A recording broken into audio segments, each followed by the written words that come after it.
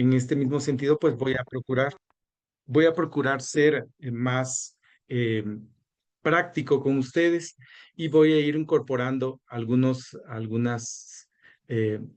ejemplos, alguna, digamos, experiencia de campo. Y también les pido a ustedes sean tan amables no esperar hasta el final para intervenir si tienen alguna duda, alguna pregunta que vaya surgiendo. La intención en realidad, como yo les decía, las diapositivas son un pretexto para la conversación. Eh, Uno de los elementos más importantes para abordar la investigación cualitativa es el diálogo.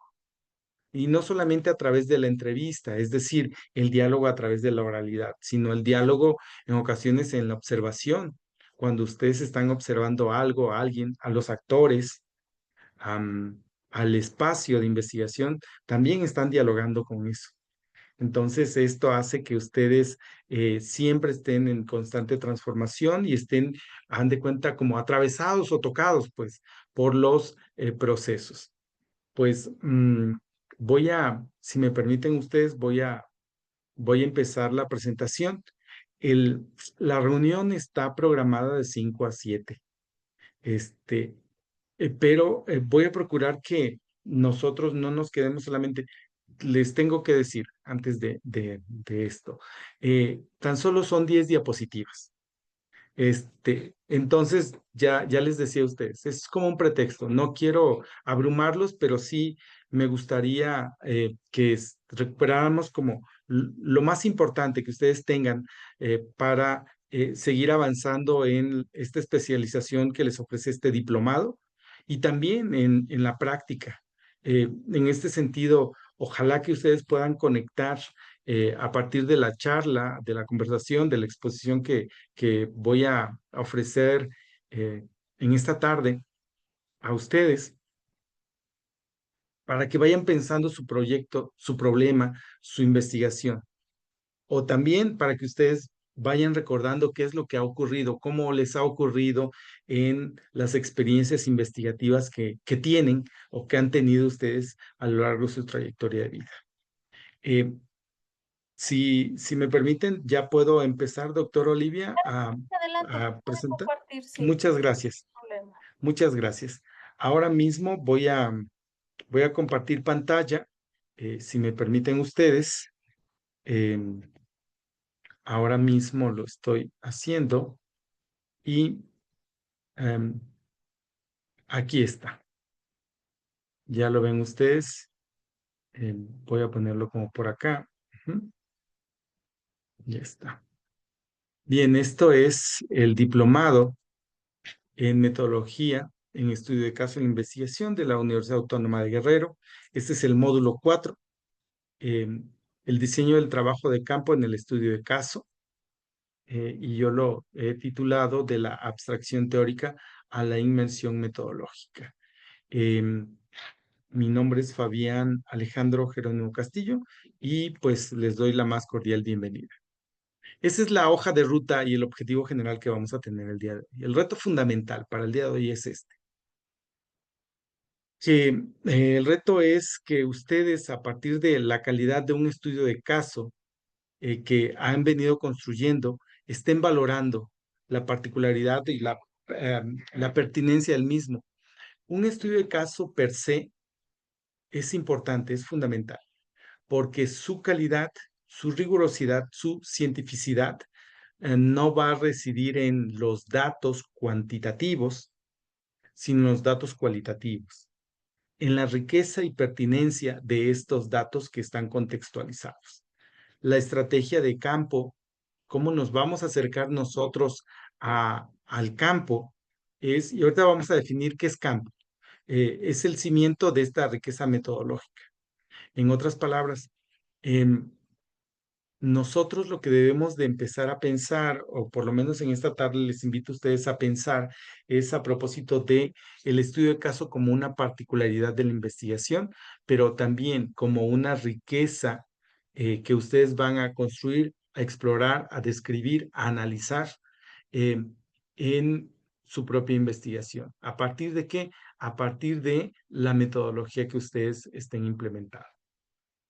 Respecto a el objetivo de aprendizaje, al finalizar este módulo, ustedes como participantes podrán justificar y diseñar un plan de campo metodológicamente robusto, éticamente viable y sobre todo contextualmente relevante para un estudio de caso en nuestro país. Eh, para mí es importante la mezcla en la metodología, en el entrar al campo, es decir, la cuestión empírica y la ética en la investigación. Es fundamental. Y vamos a abordar, yo creo que ustedes ya han tenido estas discusiones, digamos, estos acercamientos. Para mí es fundamental también que esto se ponga en relevancia y se ponga sobre la mesa para que ustedes puedan mirar, digamos, o intervenir en el campo. La razón de ser o el locus de la investigación eh, empieza con una selección estratégica del ambiente inicial, es decir, en el espacio en el que yo voy a construir mi investigación. Hay una lógica también de profundidad y esta lógica de la profundidad tiene que ver con el muestreo, que es intencional y que nos va a dar elementos para construir una muestra investigativa. Recuerda, la cantidad de observaciones no es fundamental. La relevancia de los casos es vital. En otras palabras, los criterios que nosotros tenemos van a ser diferentes entre un método cuantitativo y un método cualitativo. También nosotros vamos a discutir, digamos, o a debatir, o por lo menos voy a plantearles a ustedes esto que es el acceso al campo. ¿No? Que a veces se vuelve un arte, un poco como artesanía, y nada de técnica en realidad. Es decir, no hay un manual de cómo acceder al campo y salir victoriosos, sino es un entrar y salir, es un negociar, es un hacer lo que se conoce como rapport. Y esto está impregnado de criterios éticos y prácticos para entrar, para permanecer y para salir del campo. Bien, esto es como lo que vamos a trabajar hoy. La primera parte es la selección del ambiente inicial. El ambiente inicial o el espacio de trabajo no tiene que ver solamente con el espacio físico. En este sentido, el concepto clave aquí es ambiente o campo. No es un espacio geográfico definido estrictamente.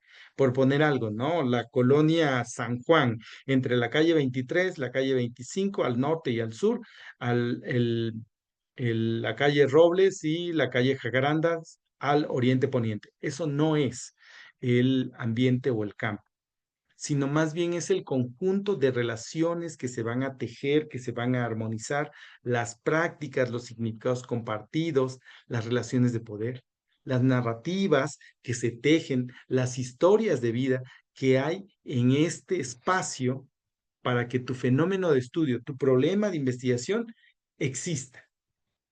En otras palabras, nosotros no podemos decir, por ejemplo, en términos de investigación cualitativa,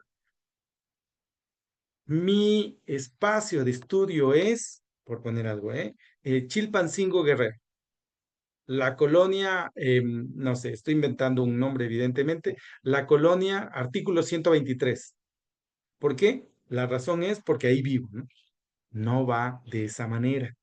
Es decir, no se construye de esta manera, sino nosotros tenemos que estar pensando que la comunidad donde se investiga el espacio físico de estudio debe estar, digamos, eh, mirado o enmarcado en relaciones sociales, en prácticas comunitarias, en prácticas que tienen significado para las personas, para los habitantes, para los actores, que hay también allí relaciones de poder y que finalmente, que en esta hipotética colonia, artículo 123, ocurre algo y algo que es relevante desde la perspectiva de la investigación social.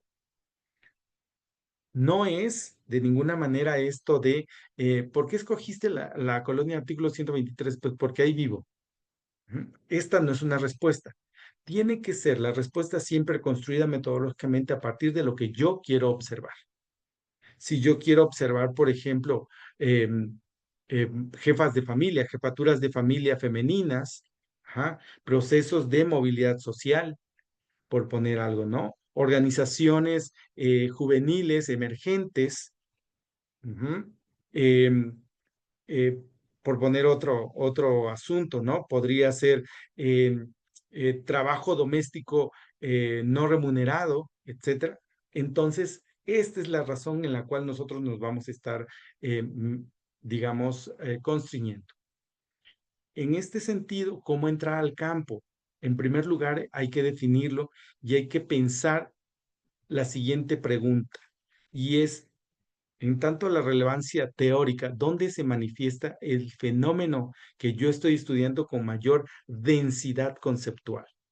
En otras palabras, es en dónde exactamente yo puedo tener la capacidad de visualizar las relaciones entre categorías y conceptos en el marco de una teoría determinada.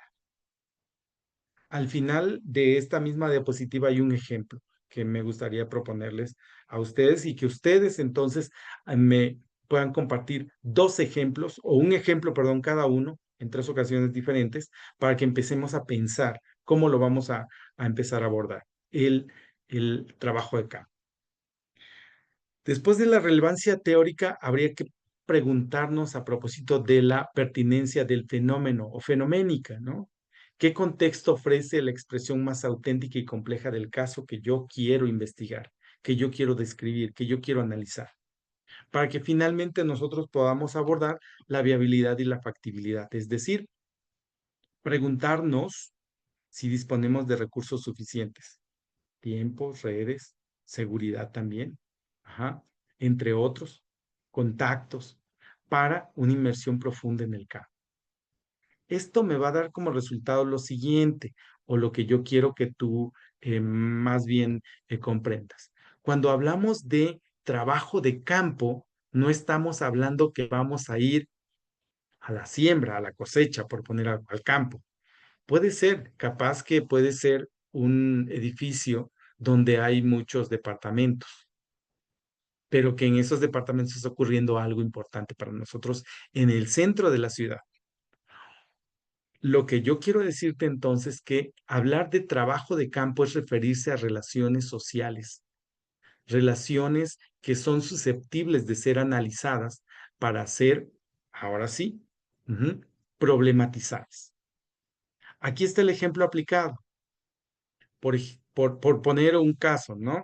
Estudiar resiliencia comunitaria o prácticas de resiliencia comunitaria no es lo mismo pensar en una comunidad en Chihuahua, una comunidad rarámuri, que pensar la resiliencia comunitaria en un barrio de la Ciudad de México, por poner Iztapalapa. Las relaciones sociales, los espacios, la conflictividad social, los significados van a ser diferentes. Y por lo tanto, vamos a empezar a pensar desde dos maneras, de dos miradas. La primera es, ya construí mi marco teórico, ya tengo mis categorías y entonces voy a ver cómo ocurre en la realidad.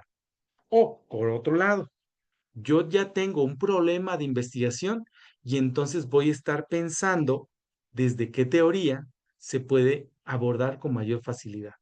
Cualquiera de las dos cuestiones, cualquiera de los dos caminos te deben llevar a algo, a la definición de variables, de categorías analíticas, de marcos teóricos que se puedan verificar en la realidad.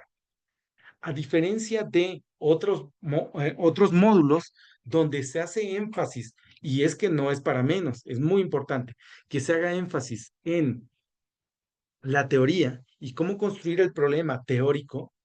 Ahora, en este módulo, lo que nosotros debemos aprender es, ya tengo mi problema teórico, ahora cómo entro al campo.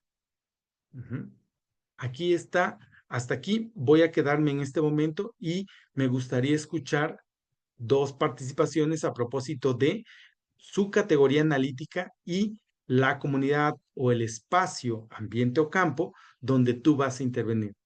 Yo te escucho en este momento. Quien quiera levantar la mano es bienvenida, bienvenido.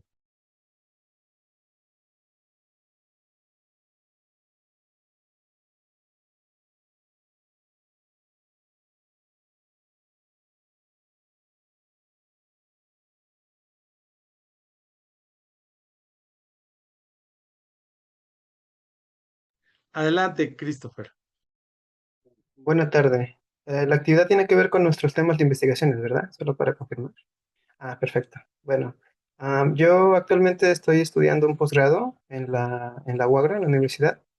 Mi tema de investigación tiene que ver con el sistema de impartición de justicia laboral para trabajadores de los municipios en todo México.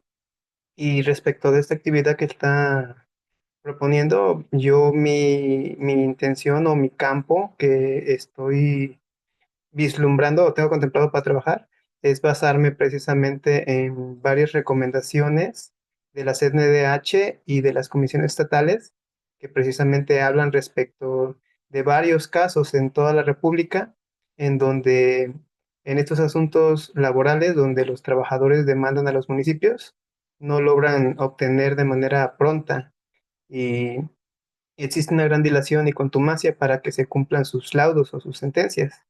Yo tengo contemplado precisamente unas sentencias que ya encontré de la CNDH y comisiones, y también tengo, afortunadamente tengo unas sentencias de juzgado de distrito, que también hablan precisamente sobre este tema de que se maneja mucho como pues una violación al derecho de seguridad jurídica en su modalidad de acceso a la justicia por incumplimiento de sentencias. Así lo tengo contemplado hasta el momento.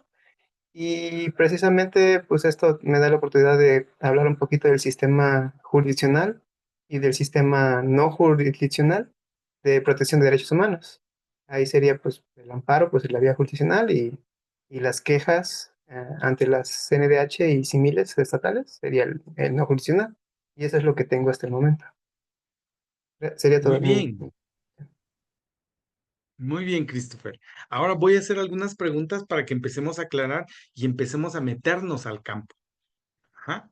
Va. Como lo estoy percibiendo y que es la primera vez que tenemos interacción, Christopher y yo, eh, eh, pues vamos a ver. Fíjense ustedes, no puedo tal vez acercarme solamente a las sentencias, aun cuando es el instrumento jurídico, el resultado jurídico de un proceso. Ujú. Eh, Más bien, la idea de campo, ¿en dónde estaría, Christopher? Estaría tal vez en dos lugares diferentes que nosotros tenemos que elegir. En los juzgados, donde está la materia, o, es decir, la materia laboral, o de donde se están tramitando estos asuntos, o el segundo caso es en los municipios que están involucrados en el respeto o no a los derechos de los trabajadores. Y esto lo vuelve más interesante ahora porque van a ver, no solamente, es decir, van a ver lo siguiente, o van a observar lo siguiente. No se trata solamente de tener el papel, como ya bien lo dijo Christopher, sino es ver una de dos, el proceso y cómo ocurrió para llegar a esta sentencia, a este laudo, o el segundo es cómo yo ya tengo una sentencia que dice, ajá, qué es lo que se debe corregir, también quién debe corregirlo y cuáles son las faltas y trasladar esto a lo práctico y es a un ayuntamiento. Y entonces voy a estar vigilando o voy a estar pensando si estas observaciones de el juez se están cumpliendo o no, no para el caso que ya fue juzgado, sino para el espacio que yo estoy investigando. No sé si me explico, Christopher. Ahí tienes las dos posibilidades. Sí, doctor, muchas gracias. Al contrario, muchas gracias, Christopher, por tu participación. Y fíjense ustedes, esto que tú nos dices, Christopher, que es muy interesante, entonces lo que nosotros vamos a hacer es pensar que no solamente el campo es un lugar específico y estático. En otras palabras, nosotros no solamente vamos a pensar que el campo es un juzgado que abre de 9 de la mañana a 4 de la tarde, sino es un conjunto de prácticas que hay dentro del juzgado, de significados, de relaciones de poder, de procesos que existen hasta llegar a el laudo. O puedo pensar el ayuntamiento no como una oficina de gobierno que solamente está atendiendo los procesos, sino más bien es como si fuera un patrón con los trabajadores. Y entonces el patrón al final son personas, son los directores de área, son los regidores, es el presidente municipal, lo que yo escoja, donde hay relaciones de poder, pero no solamente hay relaciones de poder, sino también que hay prácticas que pueden ser, como bien dices, lesivas a los derechos de los trabajadores. Y ahí justamente es donde yo entro al campo. Y ese es mi campo. Ese podrían ser mis dos opciones de campo a partir de este momento. Si lo que yo quiero es darle un giro hacia un estudio de caso. ¿Sí? Vamos hasta aquí. Muchas gracias. Te agradezco el ampliar el panorama. No, al contrario, Christopher. Y gracias por tu generosidad para compartirnos tu investigación. Muchas gracias. ¿Alguien más quiere intervenir? Adelante, yo les escucho.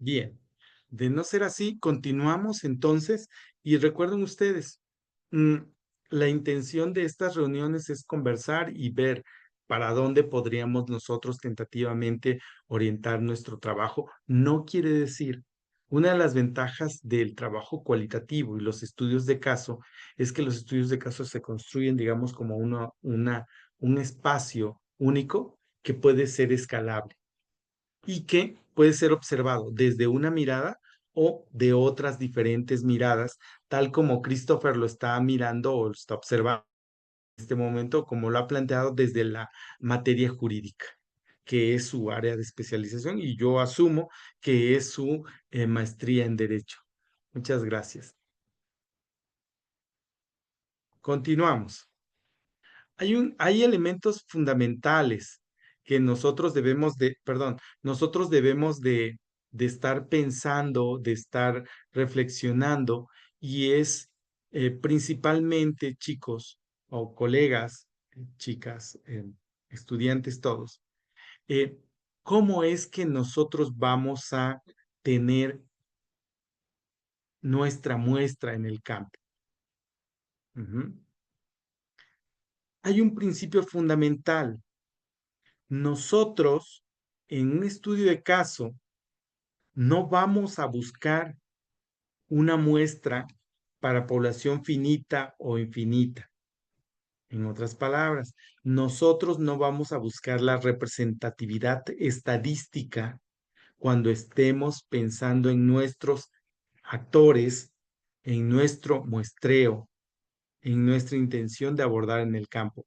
No buscamos generalizar a partir de una muestra estadística. Lo que estamos buscando o la intención es profundizar en la investigación, en el análisis, para lograr algo que es importante, la transferibilidad conceptual. La pregunta entonces no es cuántos son o cuánto es el número óptimo o cuál es el número óptimo de mi muestra, sino más bien quiénes son los actores que van a participar en mi muestra. Es decir, cuando yo cambio el criterio de cuántos hacia quiénes, estoy pasando de la cantidad hacia la caracterización. Esto es fundamental para nosotros cuando hacemos investigación cualitativa. El muestreo intencional es una selección deliberada, intencionada, dirigida, pues, por nosotros mismos. ¿Para qué? No para elegir casos, no es para elegir observaciones, no es para elegir repetición en las respuestas. Es un poquito antes y es mucho más profundo. Es para elegir actores involucrados, momentos, espacios, artefactos que posean la información más completa, más rica posible, de acuerdo con lo que nosotros hemos planteado como un objetivo de investigación. Hay varias, digamos, posibilidades de muestreo que te voy a presentar ahora mismo. La primera es a propósito de un muestreo con máxima variación. El segundo es un muestreo de caso crítico y el tercero es un muestreo mediante la técnica de bola de nieve. En el primero de máxima variación de lo que se trata es de un proceso en general, tratar de encontrar un conjunto de actores involucrados lo más diferente posible para que entre todos ellos reconstruyan la, digamos, intencionalidad de analizar el proceso. En otras palabras, yo lo que quiero cuando el muestreo está dirigido hacia obtener la máxima variación posible es, como se llama, ¿no? Buscar una polifonía, es decir, un conjunto de voces diferentes que de manera armónica estén reconstruyendo una explicación, una descripción o una interpretación en torno a un proceso que a mí me gustaría conocer y que seguramente yo conozco desde una perspectiva. Para el caso que ha planteado Christopher, por ejemplo, tan solo este ejemplo, pues una posibilidad es investigar a los jueces, pero con eso no me puedo quedar si estoy aplicando un muestreo de máxima variación. También debo de conocer a las partes actoras, es decir, al representante del municipio y al, por ejemplo, al trabajador que ha metido o digamos, ha presentado una demanda. Pero no solamente a ellos. Aquí ya van, por ejemplo, tres actores. ¿A quién más puedo colocar? Seguramente a los abogados defensores, ujú, pero también a las personas que están trabajando dentro del juzgado. Así sea la persona, digamos, que se encarga de la seguridad, es bien importante pensar cuáles son los procesos que hay alrededor. La secretaria, el escribano, el secretario de acuerdos, todos ellos seguramente están involucrados. Y en este mismo sentido, entre más, digamos, elementos, actores tenga, elementos discursivos, elementos de juicio yo tenga y que pueda recuperar a través de entrevista, de observación, de grupo de discusión, etcétera. Entre más actores tenga yo muestreados, mucho más completa va a ser, por llamar de alguna manera así, la explicación o película que yo quiero escribir. Y cuando digo la película que yo quiero escribir, el guión de la película, no es otra cosa más que mi guión de investigación. Es el primer caso de muestreo. En el segundo caso de muestreo es el muestreo de caso crítico. El muestreo de caso crítico es la elección de un caso, de una ocurrencia, es decir, de la existencia de un proceso que permita hacer inferencias suficientemente fuertes que puedan ser extrapoladas y generen o que provoquen la generalización de procesos y de inferencias o conclusiones. Un ejemplo. Un ejemplo de ello podría ser un muestreo de caso crítico es los procesos de solidaridad que se activan a partir de contingencias ambientales. El caso de Otis en Acapulco, Guerrero. Ujú. ¿Esto qué quiere decir? Lo que voy a ver en sí es una contingencia, hay un huracán. Ujú. ¿Qué es lo que ocurre? ¿Cómo la gente se solidariza? ¿Por qué se solidariza? ¿Cuáles son los procesos que hace que se solidarice? Etcétera, etcétera. Pero estoy hablando de un solo municipio y estoy hablando de un solo caso, un huracán. Esto se vuelve tan fuerte cuando yo lo empiezo a articular que podría yo decir que en casos de contingencia ambiental existen mecanismos, no voy a decir en Guerrero existen, en general, existen mecanismos sociales que se activan y que ponen en relevancia ciertos valores comunitarios, tales como la solidaridad, la reciprocidad, la cooperación, el apoyo mutuo y sobre todo se empiezan a activar algunos elementos que hacen que a pesar de la situación adversa, la gente empiece a cohesionarse para enfrentar juntos las adversidades. Me explico, ese es el caso de un muestreo de caso crítico. Hasta aquí, ¿tenemos alguna pregunta o duda? Yo les escucho a ustedes. Voy a apagar mi micrófono.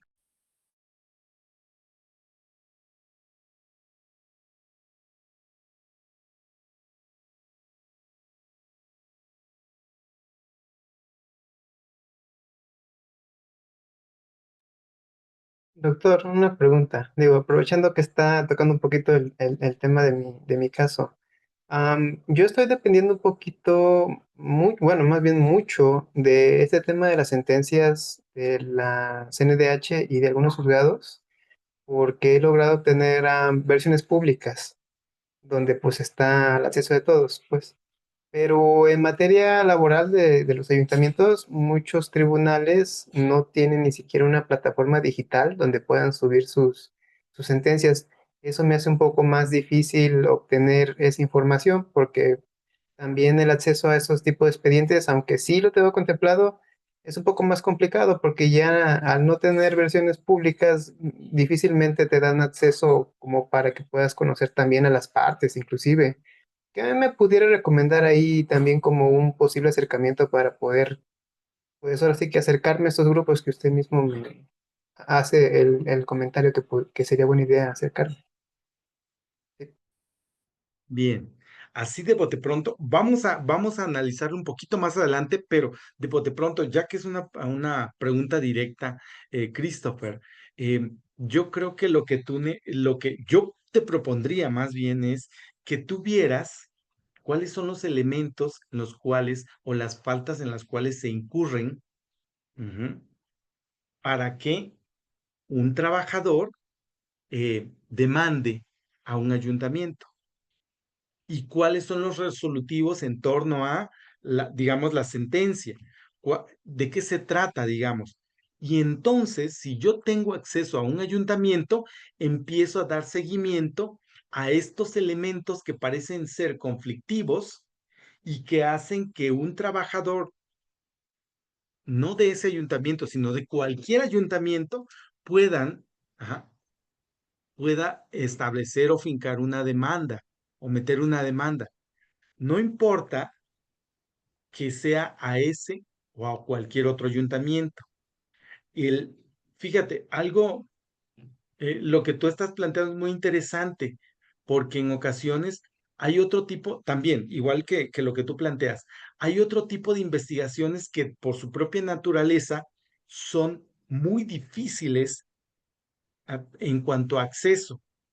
Voy a poner solo un ejemplo, porque hay algunos más que después se van a ir desprendiendo. Si yo estoy investigando sobre corrupción gubernamental, yo no puedo preguntar directamente en un ayuntamiento, oigan, ¿aquí hay corrupción? Pues, ¿qué nos van a decir? No, es más, ni nos van a abrir la puerta. ¿Me explico? Ujú. Pero si yo empiezo a observar cuáles son los elementos que caracterizan la corrupción en el ámbito gubernamental, en el espacio municipal, yo voy a encontrar algunas cuestiones que son fundamentales y sobre ellas voy a indagar. En otras palabras, hay algunas cuestiones, voy a utilizar este objeto, hay algunas investigaciones que parece que son impermeables, aunque toques, nadie va a abrir, que son más bien impenetrables. Aunque tú quieras, no se puede, pero sí podemos trabajar con inferencias. Yo infiero que como esto es un termo, tiene un líquido y que es caliente. Y podría tentativamente ser café o podría ser té, o puede ser agua, solo agua caliente. Me explico, pero porque ya sabes la función de este objeto. Nosotros sabemos la función de este objeto. Exactamente eso pasa en la investigación cualitativa con los estudios de caso. Y cuando hay problemas para acceder a la información, lo que hago es empezar a rodear para encontrar algunas inferencias que den cuenta de el proceso o el fenómeno que yo estoy investigando. Me explico. Hasta aquí. Muchas gracias, doctor. Sí, entendí Un placer. perfectamente. Un placer, Christopher. Bien, ¿alguna otra pregunta hasta aquí? Vamos con el segundo caso de muestreo y es de caso crítico. ¿Hay alguna pregunta? Relacionado con lo que está comentando el compañero, anteriormente efectivamente existía una organización que se llamaba el IFAI, que era el acceso a la información y que nosotros como ciudadanos teníamos la oportunidad de solicitar mediante oficio o a través de la plataforma del IFAI la información que se requería. Pero desgraciadamente ese IFAI pues desapareció. Entonces, en ese sentido, yo lo que propondría, como usted bien lo comenta, buscar estudios de caso en donde nosotros podamos tener la información más fácil, ya que ahorita con esta situación, pues sí se complica la situación, doctor. Ese es mi punto de vista. Exacto, Juan Gilberto. Lo que has dicho es muy correcto. Hasta hace poco nosotros podríamos meter o solicitar mediante alguna, digamos, procedimiento de acceso a la información en el IFAI.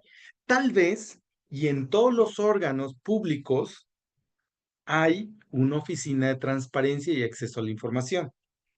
El asunto, en realidad, es que en ocasiones esto es lo voy a decir de una manera muy cuidadosa, una oficina que probablemente no nos dé información tan particular y sea porque en términos técnicos hemos planteado mal la pregunta, o sea porque ellos pueden decir que son datos personales, o sea porque ellos no tengan esta información a la mano, en el mejor de los casos.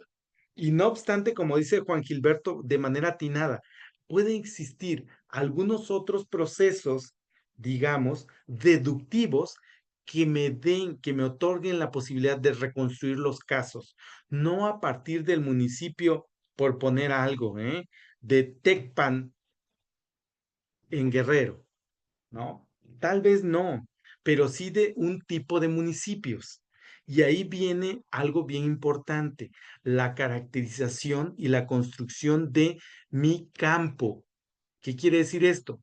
Cuando yo digo mi campo es qué tipo de municipios son, porque seguramente tenemos el municipio de Chilpancingo, el municipio de Tasco, por poner tres nada más, y el municipio de Acapulco, que por la magnitud y la organización, digamos, de trabajadores, se vuelve muy complicado, pero podríamos tener otros municipios de rango medio. Ujú, donde tal vez yo pueda empezar a incursionar para saber cómo funcionan en realidad estas relaciones entre, digamos, los trabajadores dentro de un ayuntamiento. Tal vez no me sirvan aquellos municipios donde hay un proceso de estandarización de procesos y de relaciones laborales muy endeble o muy pegado o muy cercano, quiero decir, a relaciones informales. Ujú. Eso es para mí un poco importante que ustedes lo empiecen a dimensionar. Es decir, cuando nosotros seleccionamos el campo, como en la fotografía que está allí en la diapositiva, no solamente el campo de cosechadores, ¿no? O donde están los campesinos, sino el campo es el lugar construido donde hay relaciones entre los actores y donde ocurre el fenómeno que yo estoy investigando. Muy bien.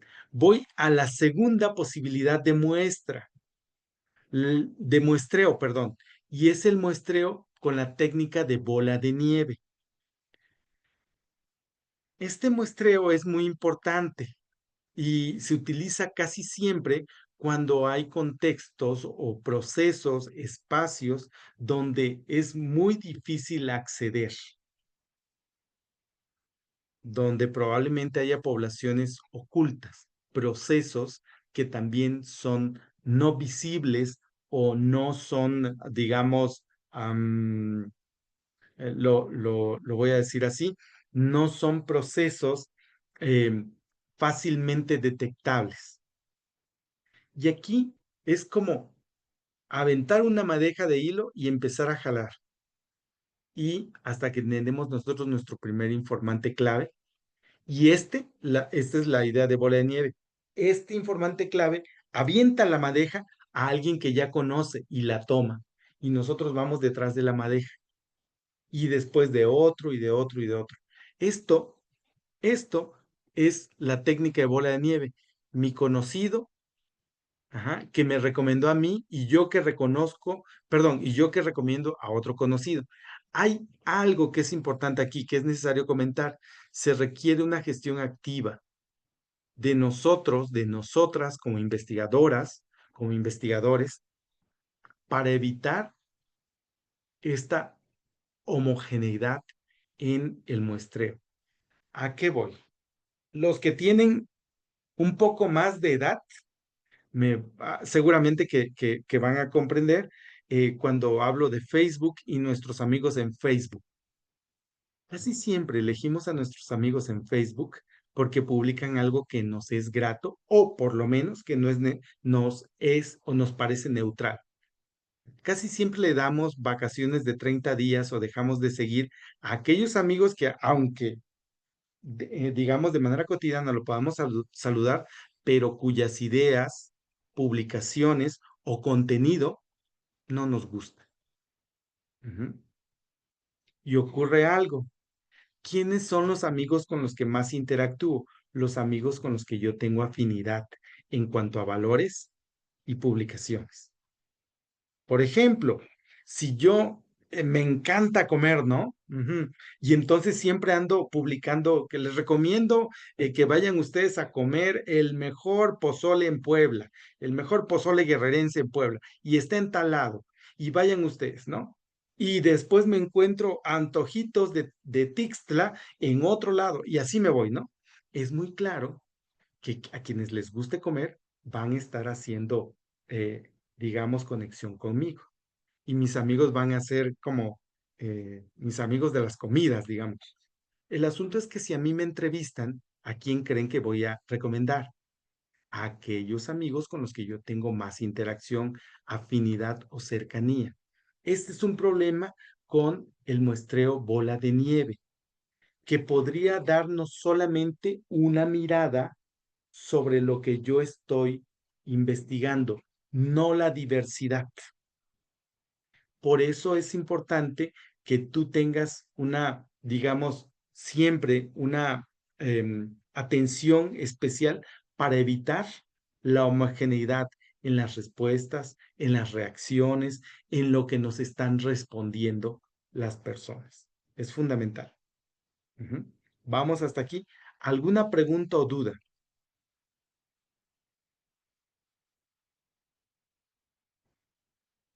De no Buenas ser tardes, así, adelante, adelante, por favor. buenas tardes, doctor. Fíjese que viendo este muestreo de bola de nieve me recuerda al trabajo que yo pienso desarrollar o que estoy desarrollando. Yo quiero desarrollar o estoy desarrollando el tema porque conozco algunas zonas arqueológicas de petrograbados que se encuentran de manera pues anónima, oculta o sin descubrimiento, por decirlo así, o no valoradas por la misma sociedad.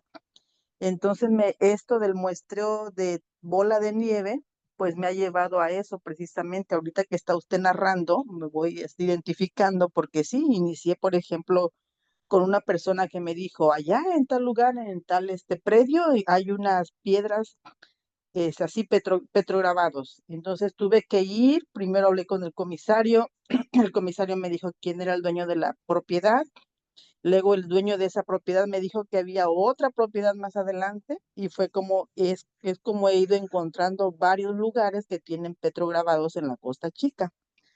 Ahora, una de las cuestiones aquí es, yo, por ejemplo, lo único que quiero es hacer una descripción de los petrograbados y ver qué similitud hay entre los tres sitios y una zona arqueológica donde ya se puso un museo, ver si pertenecen como, obviamente ya he investigado por las imágenes, las he comparado, son de la cultura Yope, pero ver qué similitud existe, si fueron del mismo tiempo, si qué lugar se fundó primero, qué uso se le daba. Entonces, sí identifico mi trabajo con este muestreo de bola de nieve, pero ahorita estoy encontrándome con, con esto que usted dice, que solamente, que podría ser sesgado mi estudio. No sé qué comentario tenga usted al respecto.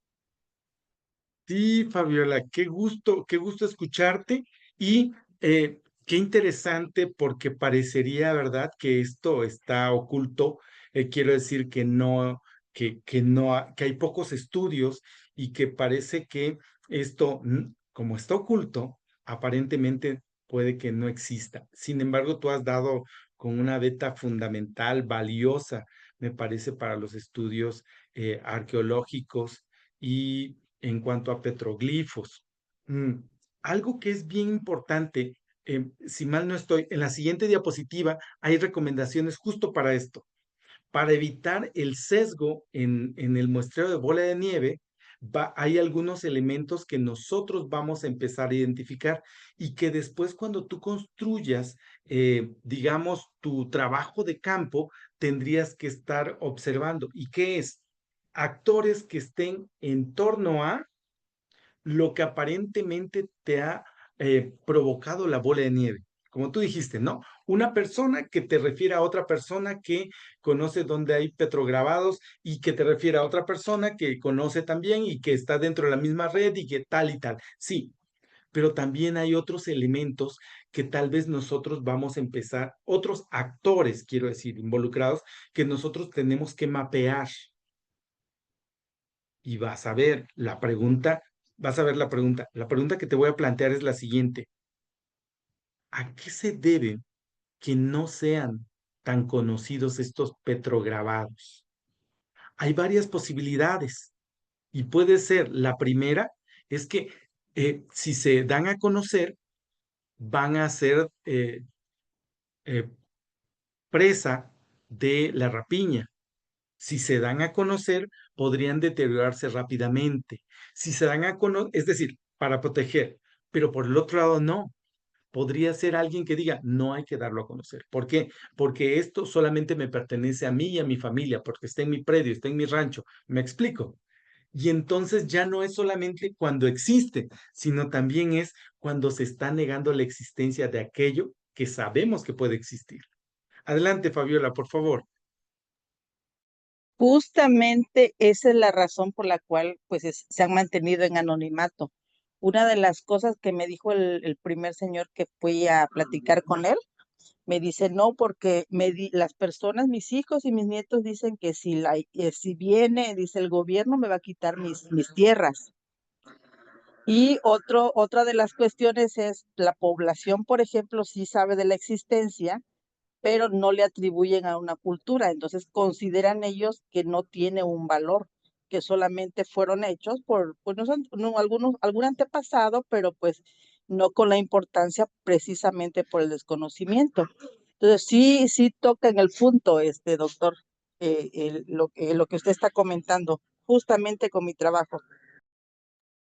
Me alegra mucho saberlo, me alegra mucho saberlo, Fabiola, porque al final de eso se trata la investigación. Exacto. Probablemente cuando nosotros estamos en etapas tempranas de la investigación, quiero decir, en la licenciatura o iniciando la maestría, nosotros queremos, hay un asunto que seguramente ya se lo dijeron las profesoras, los profesores en este diplomado, y que ustedes ya lo han visto, y algunos quienes hacemos investigación lo hemos vivido un día sí y el otro también, ¿no? Y que es enamorarnos y romantizar el proceso que investigamos. Ujú. Y romantizar implica no solamente decir, ay, qué chulo, qué bonito, y debemos de tal o cual, ¿no? Es decir, todo lo positivo, o demonizar el proceso que estamos investigando. Esto debe ser erradicado, esto es una mala práctica, son valores contrarios a mis propios valores, etcétera, etcétera. Es decir, ir a los extremos. Lo que vamos descubriendo efectivamente, Fabiola y todos y todas quienes hacemos investigación, es justamente pensar que entre los dos extremos es que se mueven los discursos, se mueven las acciones, se mueven los valores. Y ese es nuestro trabajo cuando hacemos nuestro trabajo de campo. Esa es nuestra mirada, pues. Es decir, es comprensible. Es comprensible. Nosotros podemos enamorarnos de esto, ¿no? Pero también debemos de ver como se dice, ¿no? El lado no amable o el lado agradable en el otro caso de qué es lo que está pasando o cómo las personas, las comunidades, los actores se están reconstituyendo para hacer frente a situaciones adversas o cómo ellos se están constituyendo para potenciar los beneficios de algo. Gracias, agradezco mucho, Fabiola, esta intervención y vamos a la siguiente diapositiva. ¿Cómo construimos la propuesta de muestra? ¿Cómo pasamos de la técnica a el hecho, la estrategia? Algo que es importante para nosotros en términos cualitativos es tener bien presente algo.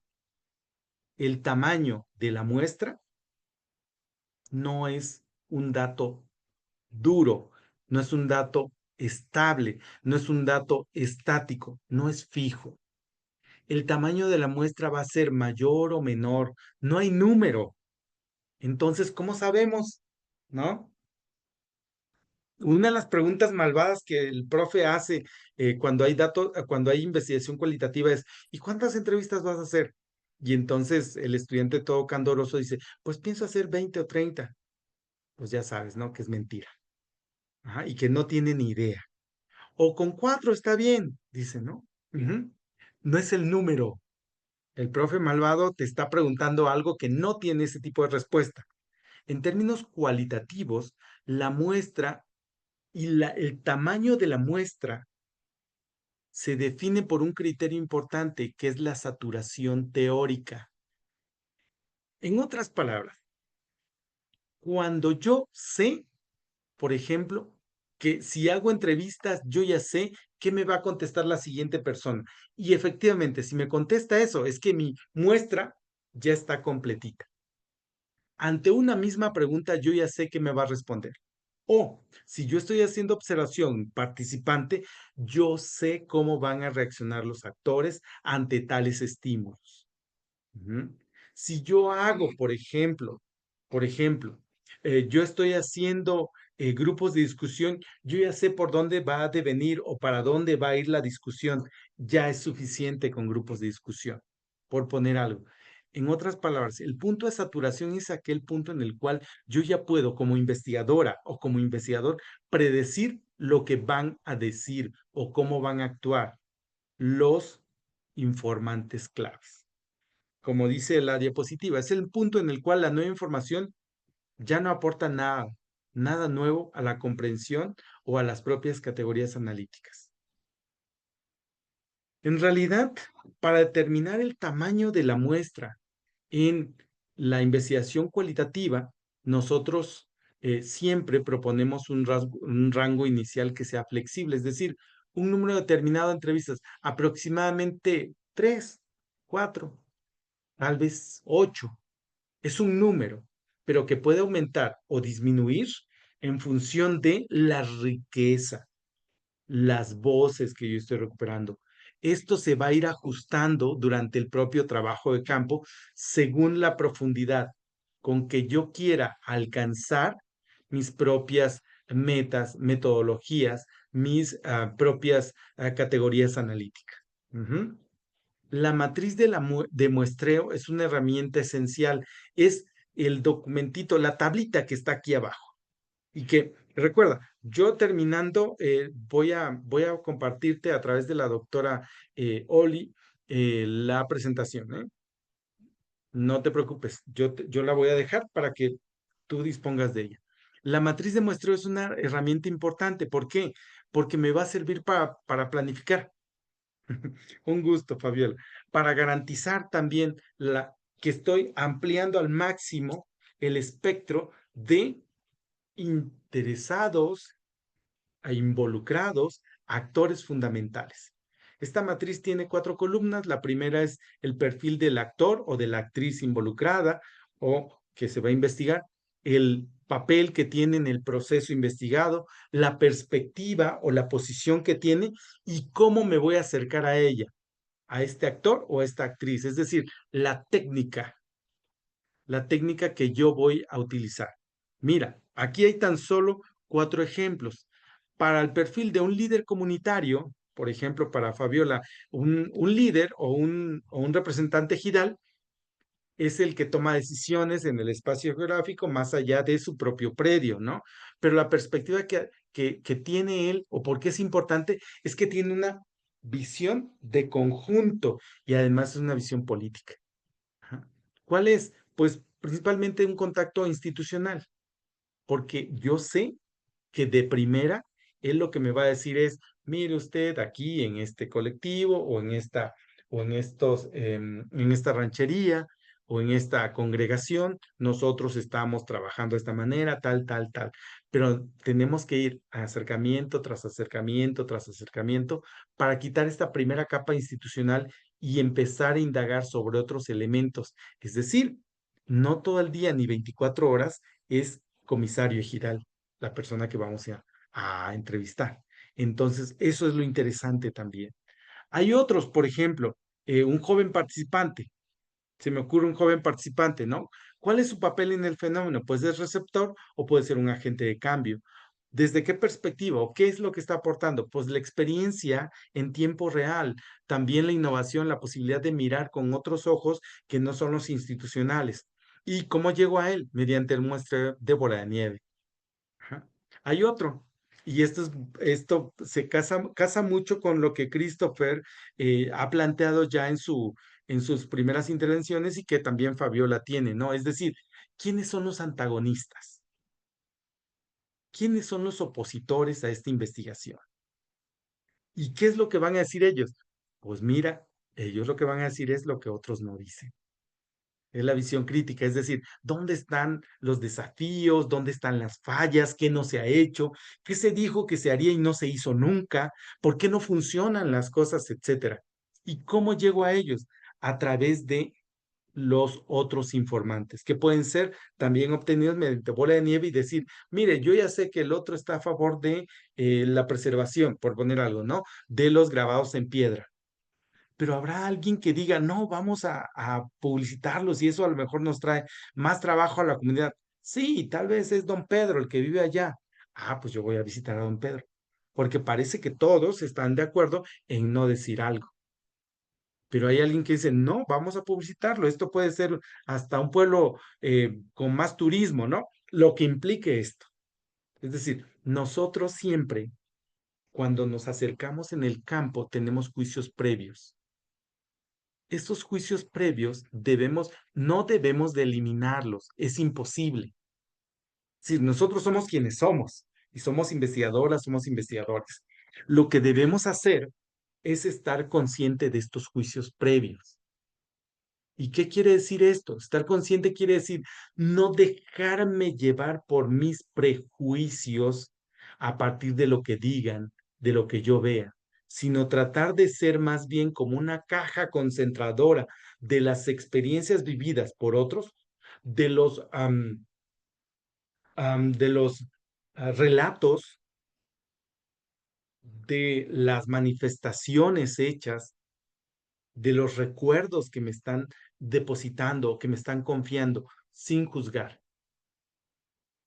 Aquí la lógica, tal vez, y regreso al caso de Christopher, la lógica de bueno o malo no me va a funcionar, ¿no? El bueno es el trabajador y el malo es el patrón que no le dio todos sus derechos. No, hay cierta racionalidad que yo debo comprender.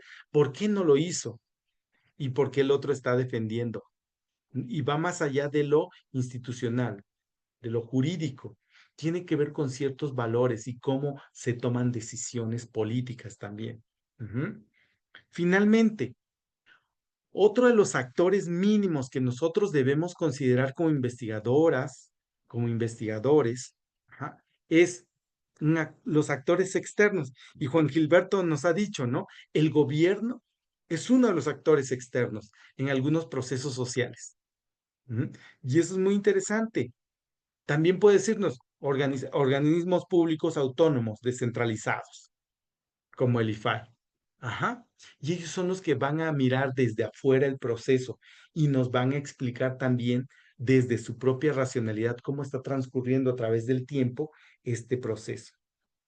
La perspectiva que arroja son las lógicas institucionales de procesos de mayor calado y esto nosotros podemos acercarnos a ellos mediante un contacto formal. Ujú. Ya he dicho acercarnos. Ahora la pregunta es, ¿cómo acercarnos? En otras palabras, es, ¿cómo le entro al campo? ¿Cómo le hago para entrarle al campo, no? Eso es lo siguiente. ¿Cómo es el acceso al campo? Es un proceso de negociación siempre. Ujú. Hay un principio clave que nosotros debemos de cuidar, colegas. El acceso al campo o al espacio de investigación no se obtiene mediante permisos institucionales. Eso podría ser el paso número uno, pero no es el único. El acceso al campo de investigación se construye de manera cotidiana. Es un proceso continuo de negociación, de confianza, de mantenimiento de relaciones. No es una hoja de presentación única y exclusivamente. Cuando nosotros estamos en un posgrado, por ejemplo, o haciendo investigación por parte de una institución, dice, eh, a quien corresponda, es una hojita, dice a quien corresponda, por medio de este documento le saludo y le presento a Fabián Jerónimo Castillo, quien está realizando su tesis de posgrado denominada de tal manera, por lo cual le digo que está inscrito en este posgrado con número de matrícula fulana de tal y que va a realizar investigación en su comunidad. Mucho le rogaría que le diera todas las facilidades. Ah, ok. Pero tanto el que lleva la cartita como el que firma la cartita son desconocidos. Ujú. Si acaso tienen un aval institucional, pero no es que la gente, ay, qué bueno que vino Fabián, lo estuvimos esperando toda la vida. Jamás, nunca. En realidad lo que ocurre es tan solo, esta es una formalidad, es un permiso inicial, no es una licencia para siempre. Es un acto, el acceso al campo es un acto de renovación cotidiana, diario, fundamental. Creo que hay tiempo para que yo te comente. Fíjate que cuando yo trabajé mi tesis de doctorado, em, trabajé en la Sierra Norte de Puebla, en dos localidades que estaban organizándose de manera diferente. Mi tesis trata sobre organizaciones indígenas y campesinas. Entonces yo pensé, voy a empezar por la menos institucionalizada, capaz que es más fácil, fue la más difícil. Este, Cuando llegué me dijeron, ah, qué bueno que llegaste, bienvenido. Yo llegué con un portero, con un picaporte también, ¿no? Eh, este portero era una persona que previamente, es decir, hacía algunos años, me había contratado por parte, en aquel momento era la Comisión Nacional para el Desarrollo de los Pueblos Indígenas, la CDI. Me había contratado para que yo diera unos cursos de capacitación. Yo pensé, ah, pues ya está. Le voy a decir a mi amigo que me presente a la organización y ya está. No, error tremendo, ¿no? Dos, cuando yo voy y me presentan, pues me reciben de una manera muy educada y tal, me tienen ahí esperando. Cuando se va mi amigo, me tienen ahí esperando 5 minutos, 10, 15, media hora, 1 hora, 2 horas. Y yo seguía ahí y ya me volví invisible, más de 2 horas. Y ya fue cuando me levanté a preguntar, oigan, ¿me podrían ustedes recibir? Sí, espérenos tantito. Cuando ya pasaron de las 4 de la tarde, yo hacía viajes de Puebla hacia la comunidad, que era de un viaje de 5 horas en auto. Me dijeron, si quieres a las 4, yo haciendo cuentas, en mi cabeza dije, si me reciben a las 4, terminaré a las 5, a las 10 estoy en Puebla. Pues bueno, ni modo. Llegaron las 5, las 6 de la tarde y no me recibieron. Ay, se nos olvidó, sabes que tuvimos mucho trabajo, vente la próxima semana y vente después. Y así, durante 3 meses. 3 meses estuve yo para que me recibieran, para que me escucharan, ¿no? Y para pedir la primera entrevista. Tardé 3 meses para la primera entrevista. Cuando ya hubo suficiente rapport, cuando ya hubo suficiente confianza entre los actores y mi persona, y conmigo, quiero decir, pues ya me dijeron, no, es que hubo dos cosas. La primera es que viniste con tal persona y esta persona, pues la verdad no la queremos, le guardamos rencor de haber sabido, ¿no? Mi picaporte o mi portero, ¿no? El que abre la puerta. No funcionó. Y además me dijeron, como tú vienes, estudié el doctorado en una universidad, en una institución privada. Y como tú vienes de una escuela de ricos, pues no te queremos, no te queríamos. Y entonces te estábamos poniendo a prueba, a ver si al primer mes, como ustedes todo lo tienen fácil, pues se van. El segundo mes, pues está resistiendo. El tercer mes, pues ya dijimos, pues hay que darle chance. Me explico. Es decir, esto de entrar al campo es un poco tiene que ver, colegas, con em, la negociación que haces sin hacer, en ocasiones de manera implícita con tu persona, las, el respeto que debes tener a los otros, la confianza que debes de despertar entre ellos y sobre todo los valores que debes de representar siempre para las personas que están siendo ajá, informantes en tu investigación. Algunos elementos importantes para este acceso al campo es identificar a los porteros. Los porteros son estos actores formales e informales que te van a dejar entrar o no a tu trabajo de campo. Ujú. Hay gente que, pues, por algo dice, no, mejor no, porque si se enteran de esto o aquello, mejor no lo dejamos entrar. O alguien que dice, pues bueno, yo lo presento sin saber que cuando nosotros somos, hay algún texto clásico que es el de em, Álvarez Gallú, Juan Luis Álvarez Gallú Jürgenson, que habla sobre investigación cualitativa. Dice, cuando aborda este punto, nos entramos al campo de la mano de un portero, de alguien que nos abrió la puerta. La recomendación es que en las siguientes interacciones nosotros nos alejemos de este portero. Y no es porque seamos malagradecidos, sino porque todo lo que construye la otra persona de alianzas, pero también enfrentamientos, pero también valores, ajá, se transfieren en automático a la persona que está siendo investigador y que fue invitada por este portero. En otras palabras, todos los pleitos del otro te lo transfieren a ti. Por eso es importante que tengas cuidado con tus porteros. Siguiente cuestión, que es importante, la transparencia radical. Es importante que cuando tú llegues a una comunidad o a hacer trabajo de campo, presentes tu proyecto cuantas veces sea necesario a las personas que te pidan razón de por qué estás allí. ¿Cuáles son tus intenciones? ¿Cuáles son los beneficios? Y principalmente, ¿qué no eres tú? En ocasiones, en más de una ocasión a mí me han dicho, bueno, usted que trabaja para el gobierno, ojalá que nos eche la mano para... No, es que no trabajo para el gobierno.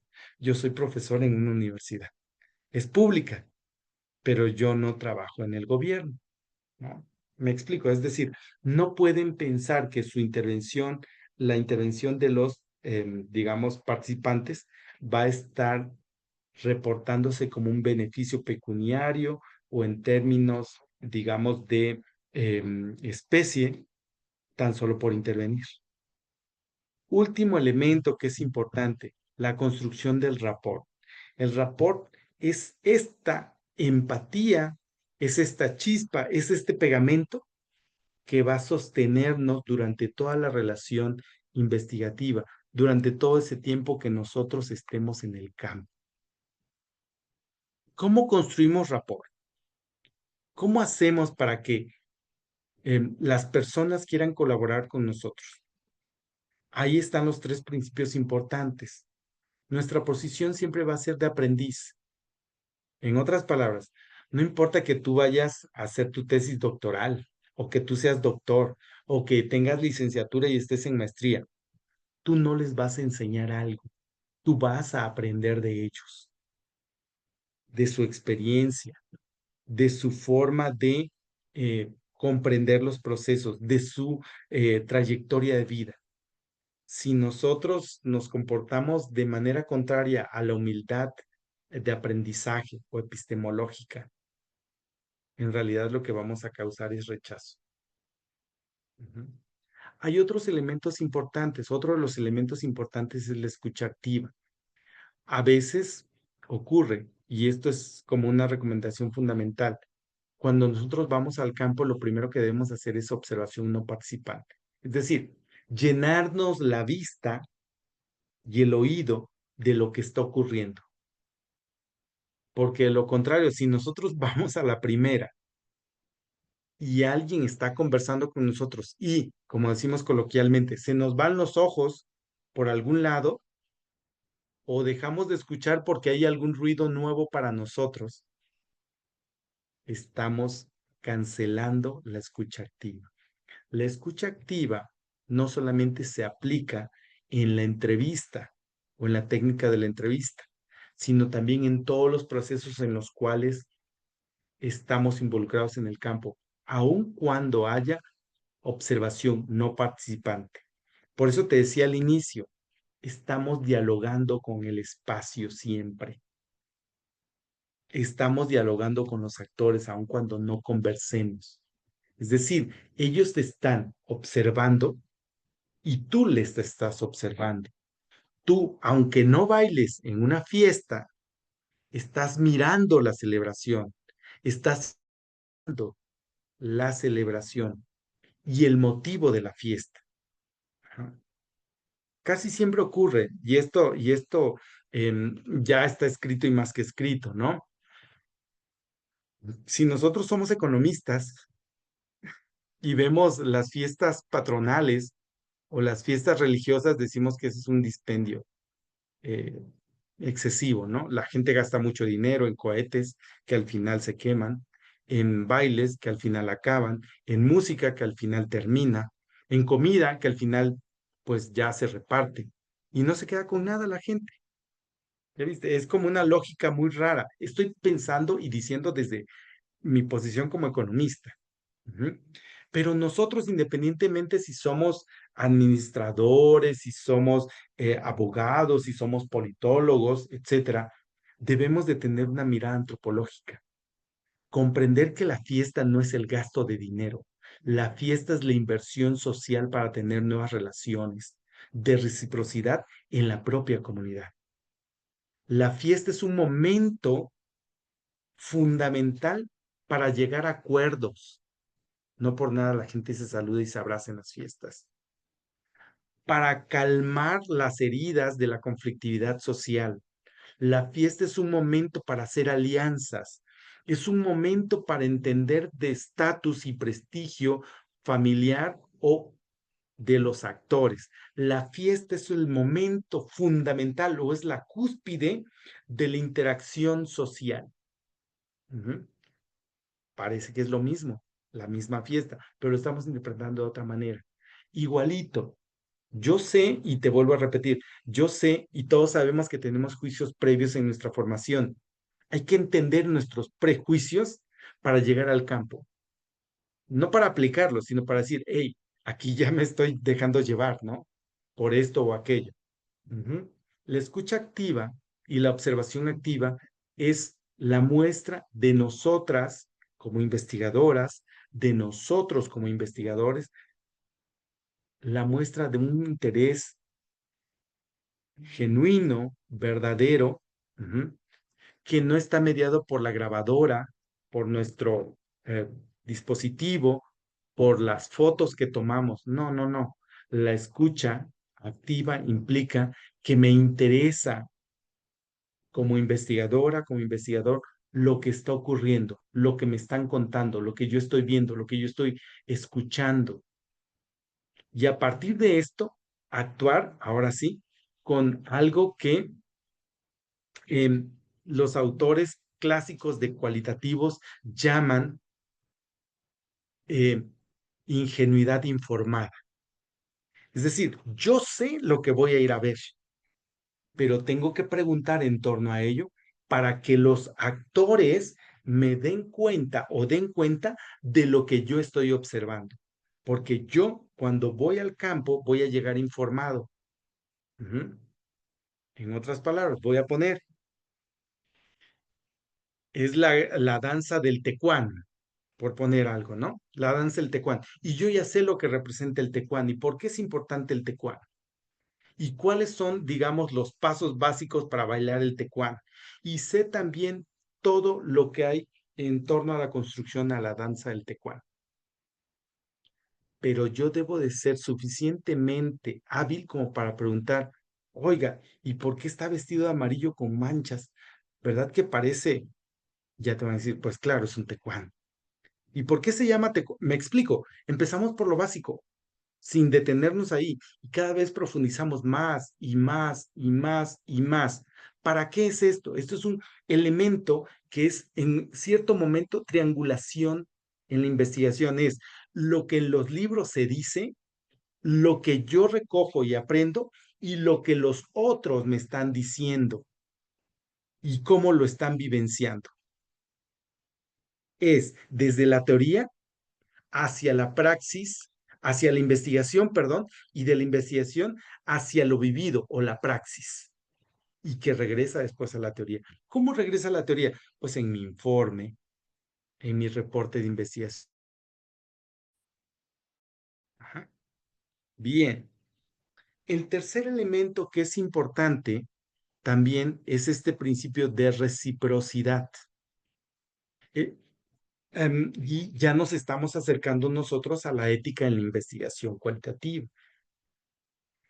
Durante mucho tiempo se pasó por alto que nosotros como investigadores acudiéramos a los espacios investigados, recogiéramos la información, la presentamos en las universidades, en los espacios, en los institutos y ya sabes, ¿no? Te presentan tu examen de grado y ya eres licenciado, maestro o doctor. Y nos olvidamos de la comunidad. Allá se quedó. Eso se llama en realidad extractivismo académico. Ujú. Un principio ético y que es fundamental es la reciprocidad en la investigación. En otras palabras, ¿qué puedo ofrecerle yo a la comunidad que me está ayudando a comprender el proceso que a mí me interesa investigar? A veces algo como, ahí dice, aquí en la diapositiva, ¿no? Algo tan simple como presentar la transcripción de una entrevista, de una reunión, la memoria fotográfica, obsequiarla a la institución, a la persona. Ajá. Ayudar con un trámite tal vez, o tan solo escuchar lo que te está diciendo. En más de una ocasión, cuando nosotros estamos en el trabajo de campo, nos cuentan anécdotas, nos dan información que tal vez podría resultar no relevante y no importante para la investigación. Y ahí nosotros debemos de actuar con mucho cuidado. ¿Qué quiere decir esto? No es decirle, oiga, don Fabián, es muy interesante lo que me acaba de decir, pero no me importa. Yo le estoy preguntando nada de eso. Si te está comentando, si te está compartiendo algo, es porque resulta valioso para él, para la persona investigada. Tú debes de tener la sensibilidad de regresarlo al cauce de tu investigación si es posible y sin violencia. Recuerda, recuerda, cuando tú, y seguramente lo vas a ver si no es que ya lo viste en este diplomado, cuando nosotros hacemos entrevista en el campo, sin querer, destapamos los recuerdos. Y tú sabes, las experiencias de vida no todas son gratas. Hay recuerdos ingratos. Puede ocurrir que haya personas, no tiene que ver con edad, no tiene que ver con género, no tiene que ver con situación económica. Puede ocurrir que haya personas que empiecen a recordar cuestiones graves, sensibles, difíciles, dolorosas, y empiecen, por ejemplo, a llorar. Nosotros no tenemos la formación de psicólogos o para hacer una intervención, pero sí debemos hacer contención. Es decir, respetar el recuerdo, comprenderlo, ser lo más respetuoso y empático posible y valorar en ese momento si podemos continuar o no con la charla. Y si no podemos continuar, empezar a cerrarlo suavemente, de tal manera que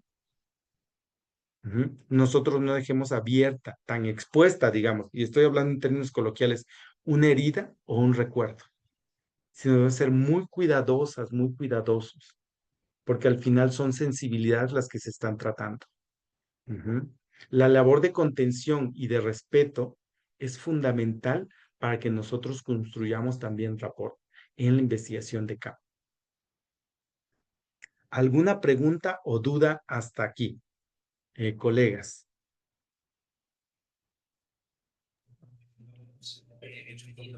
Sí, doctor, yo nomás quiero comentar lo siguiente. Me parece interesante todo lo que usted está planteando y eso me lleva a concluir dos situaciones. Primera, lo que entendí entonces, tenemos que buscar personas antes de entrar a alguna investigación de algún tema determinado en una población rural. Primero tenemos que identificar a quién le vamos a preguntar. Usted preguntaba hace ratito, pudiéramos preguntarle a toda la población, 30 personas, 40, 50, 70, y eso no tendría impacto. Entonces, tendríamos que ver, en este caso, a qué personas tienen una mayor, ahora sí que información que sea más veraz y que tengan conocimiento del tema. Por ejemplo, pudiera ser, en este caso, al comisario, pudiera ser al líder comunitario, pudiera ser al cura del pueblo, o pudiera ser, en este caso, a actores que están inmersos en esa problemática. Yo creo que desde ahí tendríamos que ver que no necesariamente se tiene que hacer una gran cantidad de entrevistas. En ese sentido, desde mi punto de vista, yo creo que lo más adecuado es ver dónde podemos obtener información más verídica y más real. Y que sepan sobre todo de la problemática de la que se va a tratar, ¿no? Y yo creo que estas personas que acabo de comentar conocen perfectamente la problemática de la región. Eso por un lado. Y esto me recuerda, como bien usted lo planteaba hace ratito, voy a comentar una anécdota que tuve relacionada con lo que usted acaba de comentar. Quise hacer una investigación sobre la calidad del servicio en una unidad académica de nuestra propia universidad. Pero desgraciadamente, pues no tuve la aceptación que yo esperaba, a pesar de que pensaba yo que somos los mismos compañeros que nos iban a dar la oportunidad de llevar a cabo esas entrevistas con los muchachos. Y sobre todo yo planteaba a los directivos de la importancia de conocer, inclusive para ellos mismos, lo que era lo que los muchachos opinaban de su propia institución. No sé qué pasó ahí, no sé si fue como usted lo comenta, quizás que fuéramos a tener información malintencionada o que los preparativos de los cuestionarios no fueran los adecuados. Inclusive me revisaron los cuestionarios y me dijeron que los cuestionarios estaban mal planteados, mal elaborados, y por lo tanto ya no pudimos llevar a cabo la investigación que estoy comentando. Y efectivamente, como usted lo comenta, tenemos que ser muy sensibles, pues a las personas que se van a entrevistar, para ver que no toquemos situaciones muy que afecten a la comunidad y sobre todo a las personas que estamos entrevistando. Entonces, sí, me parece muy bueno su observación, su punto de vista, doctor, y pues agradezco la información y pues sí, quedó muy claro desde mi punto de vista y le agradezco toda esa información. Gracias, doctor. Muchas gracias, Juan Gilberto. Efectivamente, hay un elemento. eh, Ahora voy a intervenir, voy a tratar de contestar rápidamente y le doy la palabra a Christopher con mucho gusto. Hay un elemento que es importante. Fíjense ustedes, en términos cuantitativos, nosotros tratamos de demostrar relaciones, de examinar resultados. Ujú. En términos cuantitativos. En términos cualitativos, nosotros lo que hacemos es algo más, lo voy a decir así, que no por decirlo es muy fácil. Tratamos de comprender la complejidad, no llegar a la verdad. La verdad verdadera, esa no existe, porque como la realidad es compleja, cada uno de nosotros va a tener una parte de esta realidad y que es válida. Ajá. Y que cada uno de nosotros va a decirnos seguramente, pues, la versión de los hechos. No obstante ello, y es muy interesante lo que plantea Juan Gilberto, puede ocurrir que con las mejores intenciones que nosotros hagamos una investigación, no necesariamente es una investigación que es aceptada, porque hay intereses políticos de por medio. Y cuando digo políticos, no es partidos políticos, es de poder. Ujú. A nadie le gustaría ser el primero en decir que, como dice aquella fábula, el rey va desnudo. Ajá. Y entonces necesitamos tal vez plantear, ¿ah?, y pensar en nuestras investigaciones de manera tal vez diferente para ver si de esa forma se podrían aceptar. Y no necesariamente se van a aceptar a la primera, pero poco a poco nosotros tomamos expertise de ello. Y Juan Gilberto ha dicho algo dentro de toda su intervención que es muy valiosa, algo mucho más valioso que quiero rescatar. Es fundamental pensar que los procesos investigados es de vida. Es fundamental eso. Cuando dice, lo hacemos para mejorar dentro de la misma casa, es decir, es como alguien que tiene la camiseta puesta. Ajá. Yo quiero que esto sea cada vez mejor, no es con mala intención. Nuestras trayectorias de vida como trabajadores, como docentes, como investigadores, también están involucradas. Ya ves, algo que es importante aquí es entender que la investigación cualitativa también trabaja con subjetividades, con construcción de vidas y de mundos de vida, como dijera Habermas, o en otras palabras, está trabajando con intencionalidades. Y es importante para nosotros como especialistas, Juan Gilberto, y todos quienes están aquí, pensar que hay sistemas de valores con los que estamos negociando constantemente cuando investigamos en el campo. Gracias, Juan Gilberto, por su intervención. Muchas gracias. Adelante, Christopher, por favor. Doctor, precisamente ahorita de la intervención del compañero Juan Gilberto, me surgió un recuerdo respecto a un estudio que involucraba la realización de encuestas y entrevistas. Muchas veces los sujetos a quienes se dirigen estos estudios no quieren dar su nombre, no se quieren identificar porque tienen miedo a represalias. Y algunos bueno, maestros o directores me dicen que pues esa circunstancia de cierta manera puede afectar la credibilidad de mi estudio o que se considere como sesgado. ¿Algún consejo para poder, pues, sé que no es una pregunta fácil, pero alguna forma en que pudiera suplirse precisamente esta parte? Porque pues sí se entiende que hay algunos temas donde las personas pudieran verse sujetas a alguna represalia, por el tema de que se trata, como por ejemplo el tema que mencionaba antes de la corrupción, que ahí difícilmente pues va a poder hacerse un estudio, pero sí, esa sería mi duda cuestionante. Sí, gracias, Christopher. Y me río porque creo que Christopher está adelantándose a mi presentación y eso que no la conoce. Está muy bien, Christopher.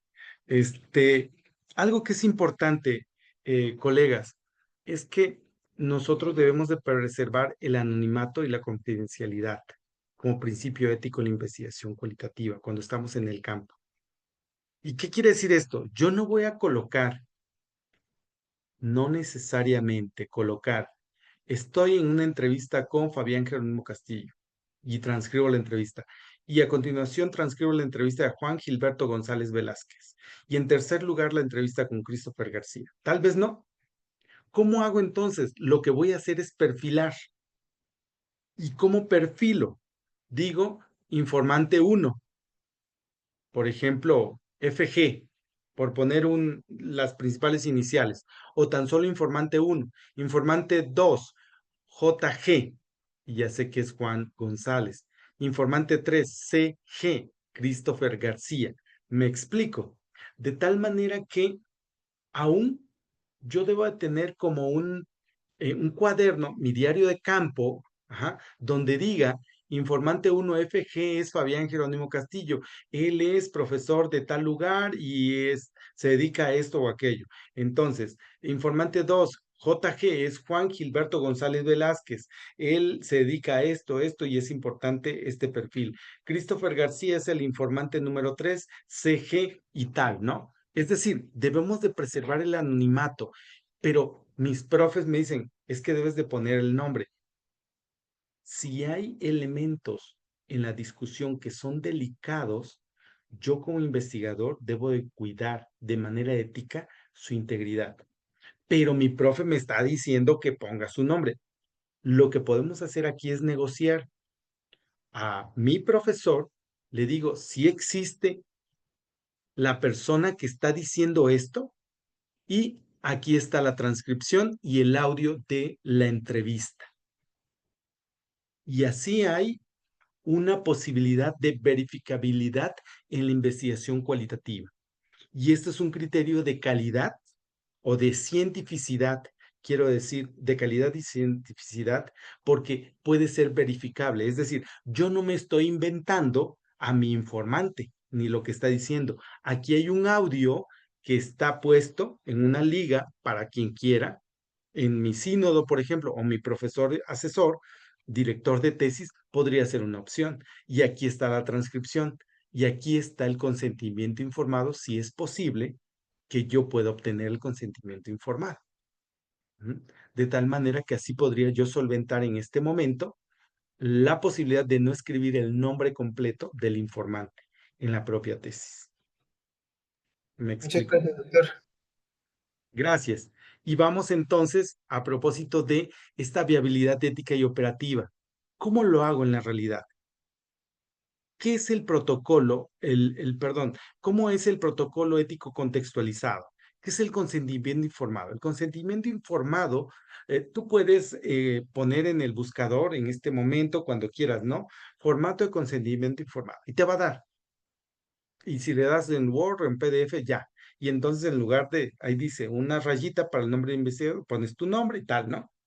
El consentimiento informado, ujú, no es un formulario, es lo que yo te digo que soy y lo que yo te digo que quiero a través de mi intervención en el campo. En otras palabras es, Christopher, yo soy el profesor Fabián Jerónimo, soy de la UAP, estoy haciendo una investigación en torno a, por poner algo, la participación de los estudiantes en un diplomado. Me gustaría conversar contigo una vez que terminemos el módulo, porque me gustaría hacerte unas preguntas. Las preguntas van en torno a la calidad del contenido, la participación de los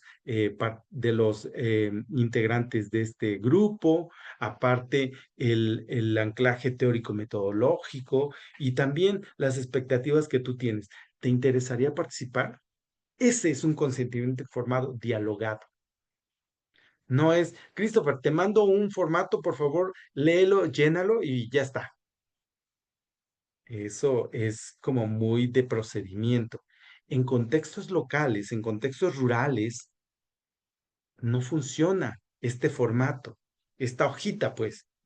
¿Por qué? Pues porque podemos tener personas que ven un documento y que tienen que escribir su nombre y su firma y ya le sacan la vuelta y te dicen, no, yo no firmo nada porque me compromete. ¿Quién sabe a qué? Pero me está comprometiendo. Me explico. Aun cuando diga allí que este es mi nombre, esta es mi adscripción, esta es la investigación y eso es lo que yo estoy haciendo y necesito preservar también, garantizo la preservación de del anonimato, ¿no? Entonces, en estos contextos, un consentimiento informado tiene que ser platicado, explicado en el contexto y, de ser posible, ser atestiguado, es decir, que haya alguien más presente. ¿Mm? Para que si al final yo digo, y bueno, y de eso se trata mi intención de investigación, Christopher, ¿quieres participar? Pero si está, por ejemplo, Bernardo, Fabiola o Juan Gilberto o ellos presente, están escuchando también y están de testigos de qué es lo que yo quiero, cuál es mi intención investigativa. Ujú. ¿Cómo proteger la confidencialidad y el anonimato? ¿Mm? ¿Cómo hacerle en comunidades pequeñitas, como por ejemplo Juan Gilberto ya lo planteó de manera muy exquisita cuando dice, voy a una escuela, pero todos se conocen, en comunidades pequeñas donde todos se conocen? La solución o una de las, no la solución, la posibilidad o la recomendación es que ustedes consideren perfiles compuestos o algunos detalles cambiarlos. Cuando yo digo perfiles compuestos es informante 1 FG. Ajá. Tal vez con FG pueden existir algunos más. O puedo ponerle GF, apellido, nombre. ¿Me explico? Ujú. Y puede ser que yo diga, no diga, Fabián Jerónimo Castillo es el informante número 1 y él es profesor investigador en la Facultad de Ciencias Políticas y Sociales de la UAP y se dedica a esto o aquello. Tal vez puedo hacerlo de esta manera. Ujú. Fabián Jerónimo, perdón, informante 1, quien tiene perfil investigativo. No estoy diciendo más. Eso podría ser para contribuir a la confidencialidad y el anonimato dentro de mis sujetos colaboradores o actores colaboradores en mi investigación. Hay un principio importante y es no dañar. Es pensar cómo nuestra investigación podría dañar y cómo esto puede ser evitado. Y cómo, si lo que estoy planteando podría desencadenar conflictos que antes existieron o que están en pugna al exponer a mis informantes. Eso no lo puedo hacer. Por eso debo cuidar y ser muy ético y muy responsable a la hora de estar en mi investigación de campo. Voy a continuar. Este es mi checklist de viabilidad. Antes de iniciar el trabajo de campo, debo verificar estos elementos. Un cronograma que sea realista. ¿Me da tiempo? Si voy a espacios rurales, debo de pensar tiempos comunitarios, fiestas, ciclos agrícolas, periodos de cosecha. Cuando estamos en fiestas, ¿quién me va a atender? Ah, sí, yo quiero darte una entrevista y perderme el mole y la fiesta, el baile. Sí, te voy a dar una entrevista, ven, acompáñame, ¿no? Pero vamos a cosechar. ¿Estoy dispuesto a ir a cosechar? ¿Mm? Cuando uno solicita una entrevista, no es, mira, te cito en el salón fulano de tal para que tomemos un rico café. ¿no? O tal vez es en el fogón, en la cocina de la persona. Ujú. Tal vez es en el taller de costura donde se sientan más cómodos y seguros los informantes. Es su espacio y es al espacio al que tú estás siendo invitado. Tú no puedes sacarle del espacio al informante, a la gente, a los sujetos observados. Debes de hacer también un análisis de riesgo. Ujú. ¿Qué quiere decir esto? Cuando yo estoy por entrar al campo, debo de saber si mi seguridad personal, mi integridad física está resguardada. Si mis participantes también están resguardados en cuanto a lo que me puedan decir.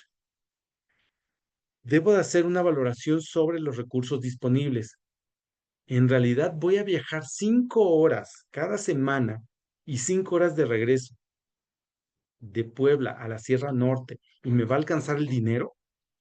¿Tengo medios de transporte? Ajá. ¿Hay equipo? ¿Cuento con equipo y tiempo suficiente? Si no es así, debo de empezar a adecuar mi campo. Ujú. Porque a veces queremos hacer una investigación de maestría estando en Puebla y queremos ir a investigar a Zihuatanejo, ¿no? Por poner algo.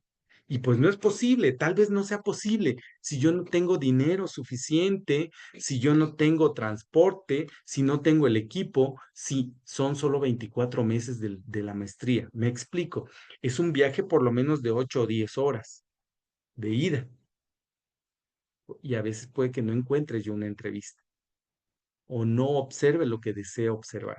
Por eso es importante que tú valores esto para ver si es viable tu trabajo de campo.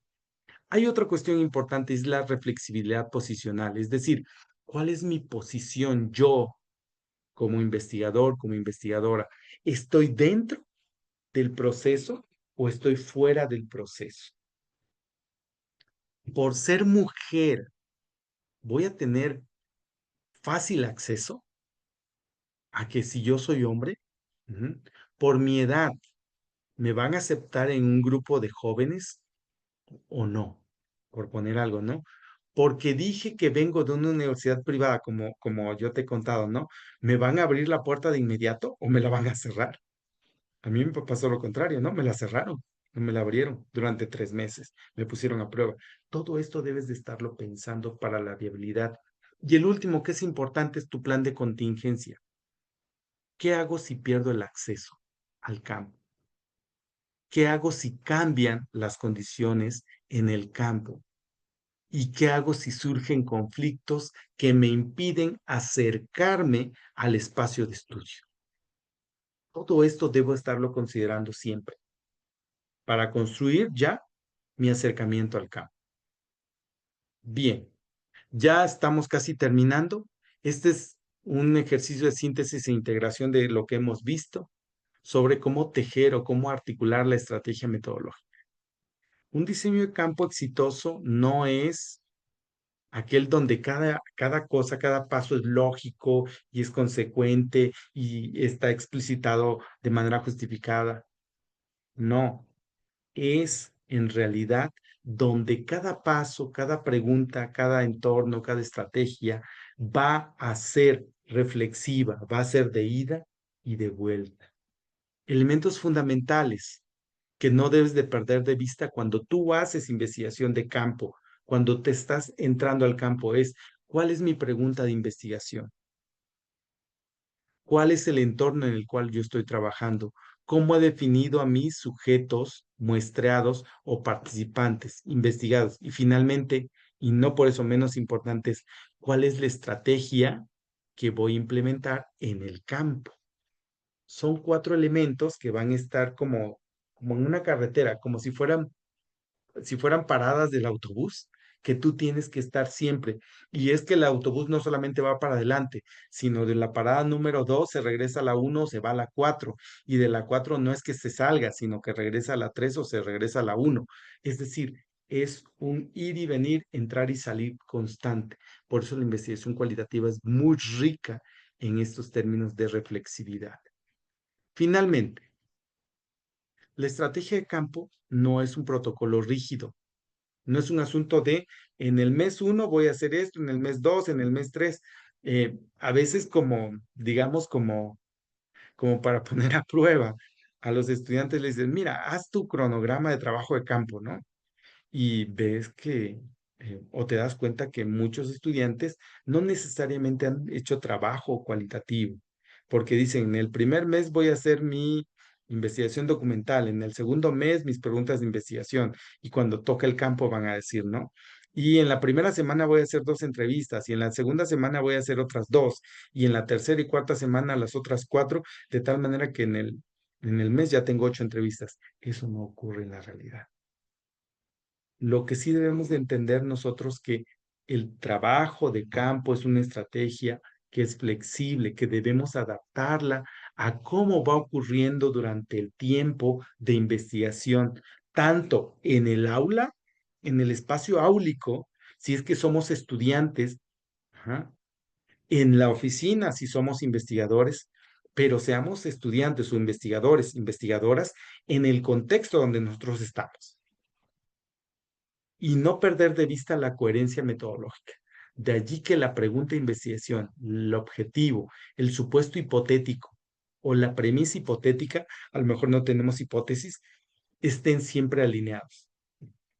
El investigador cualitativo finalmente debe ser simultáneamente riguroso en los métodos, pero flexible en el acontecer, en el trabajo de campo, sistemático en la recogida de información y creativo en los instrumentos y herramientas que vas a utilizar siempre que estés en el campo.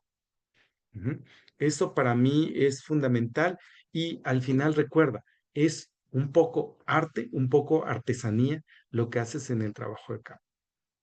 Bien, yo hasta aquí termino mi presentación. Yo te dije que son 10 diapositivas, en realidad son 10. Este módulo es parte del Diplomado de Investigación Cualitativa. Ahí están mis datos y agradezco mucho tu generosa escucha y quedo pendiente para las preguntas que tengas a bien plantear en este momento. Muchas gracias. Sí, doctor, realmente se me fue el tiempo. Le agradezco su intervención y su plática del día de hoy. Realmente las 2 horas se me fueron como si fueran 20 minutos, se me fue muy rápido, ¿sí? La pregunta que yo le haría es la siguiente. En caso de haber algún conflicto dentro de alguna problemática, dentro de una región, ¿podemos nosotros, en lugar de hacer entrevistas, llevarlo a cabo a través de la observación? Es decir, que tengamos que ir de manera constante y nomás estar observando, ir anotando, haciendo nuestras anotaciones de tal manera que podamos obtener la información que nosotros requerimos. ¿Se puede hacer así? Juan Gilberto, sí. La respuesta de entrada es sí. Y te voy a decir algo que es fundamental para la investigación cualitativa. Tú debes de tener tu diario de campo también, aun cuando hagas observación solamente o haces observación y otras técnicas. Una de las ventajas de las técnicas y herramientas cualitativas es que son modulares. Y la idea de modularidad es muy sencilla. Haz de cuenta que son los legos de los niños. Si tú le das a un niño un Lego, puede decir que eso es una casa, un avión, o puede decir que esto es un auto. Lo utiliza así nada más, uno solito. Ajá. Pero si le das 80 bloquecitos de Lego, va a empezar a construir algo y va a decir, esto sirve para esto. Es decir, es la misma intención. No es que el bloque solito no sirva y 80 bloques sean mejores para jugar. Depende mucho de la creatividad científica, pero también de la solidez metodológica. En términos más, digamos, coloquiales, Juan Gilberto, respondiendo a tu pregunta, sí, tú puedes hacer investigación solamente a través de la observación, pero vas a llegarte otras herramientas y otras técnicas para hacer más robusto, ajá, tu informe final. Una de las, digamos, herramientas fundamentales puede ser el diario de campo. ¿Ah? Otro de los elementos que puedes tú utilizar pueden ser la información que está disponible en redes sociales a través del espacio donde tú estás investigando. Otro elemento fundamental que tú puedes tener son estos recursos bibliográficos o bibliomerográficos de qué se dice o qué se ha dicho a propósito de el espacio que tú desafortunadamente, suponiendo, no puedes introducirte. Ajá. Otro elemento que es importante y que a veces es poco explorado son estas metodologías más comunitarias y creativas. Ujú. Yo no necesariamente puedo o debería hacer entrevistas como lo único en métodos cualitativos. Por ejemplo, puede haber algunas herramientas lúdicas de intervención sociocultural. Ujú. ¿Y cómo es esto? Por ejemplo, que tú hagas, por poner algo, ¿no? En una cancha pública, ujú, un tallercito sobre algo relacionado con lo que tú quieres investigar. Y este tallercito que puede ser no a los servidores públicos, tal vez a la gente común, a los niños, digamos, a las infancias, a las juventudes o a otros, vas a empezar a recuperar otras voces relacionados con lo que tú estás buscando. ¿Y qué es lo que buscas? Las categorías analíticas. Ajá. Y eso es fundamental para nosotros. Cuando hacemos eso, Celerino, un placer. Este, a mí me parece que lo que hacemos allí es empezar a engrosar los hallazgos y robustecer nuestras propias conclusiones o reflexiones a partir de la investigación. Juan Gilberto, muchas gracias. ¿Hay alguna otra pregunta? A usted, doctor, muchas gracias. Te Un agradezco. placer, un placer. Celerino, le agradezco mucho su mensaje también. Es un placer.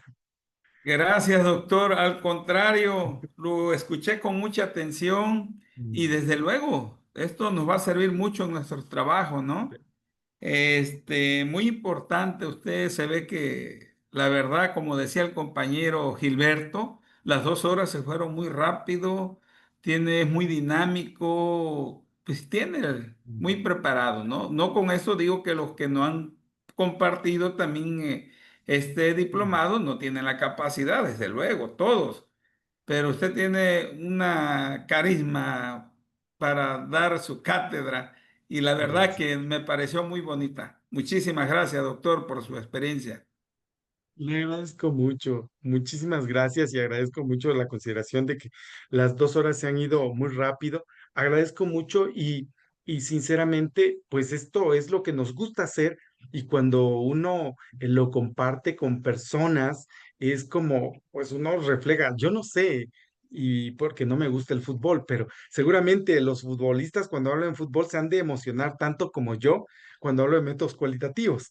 Entonces, bueno. Esto es lo que me gusta mucho y me gusta compartirlo de la manera más sencilla, digamos, no por eso, digamos, frívolo, sino más bien para que todos entendamos, para que todos estemos digamos, en la misma zona de juego en términos de aprendizaje.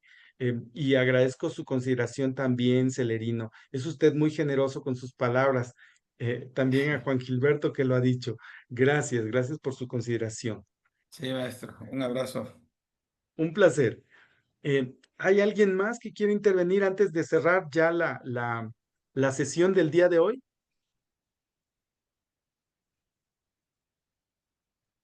Pues doctor, no queda más que agradecer.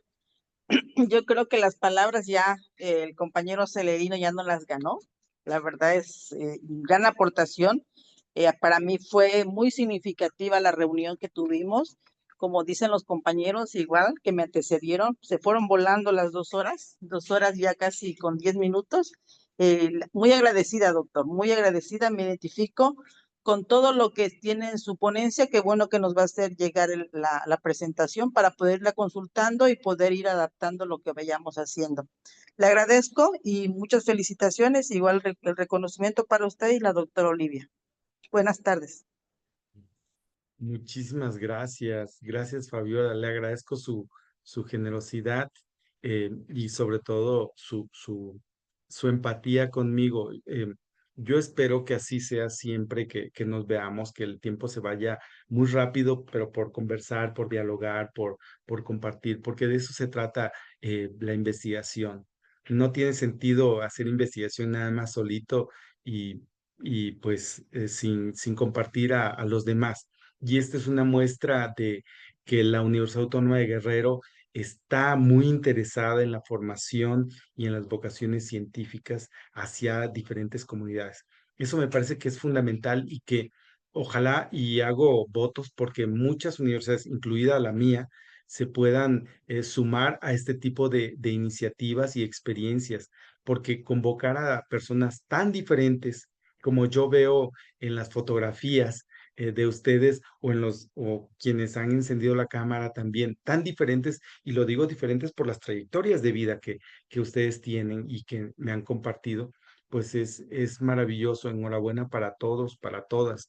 Y bueno, agradezco Fabiola, agradezco también a Citlali la generosidad de su mensaje, a Adolfo, a Adriana Jiménez, y también pues a Celerino, a la doctora Olivia, que también escribió, y a Mirella, pues a quien también ha escrito y quien no ha escrito también, gracias por la paciencia de estar aquí.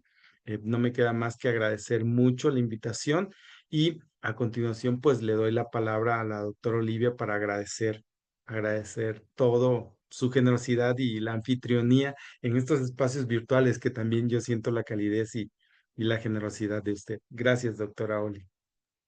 No, no, no, al contrario, yo estaba acá también escuchando y es siempre un gusto, un placer, ¿no? Escuchar sus clases muy dinámicas, sobre todo con un lenguaje que cualquier estudiante, profesor o sobre todo si están aprendiendo apenas la metodología, pues les queda sumamente claro, muy entendible y yo creo que el tiempo se nos fue volando.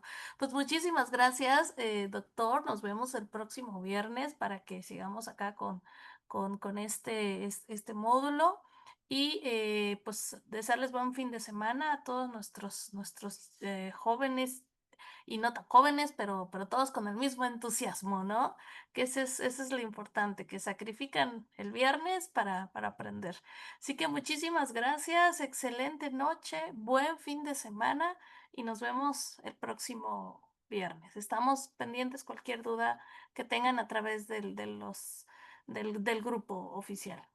Gracias, excelente noche. Gracias, doctora. Gracias a todos. Gracias, doctora, igual.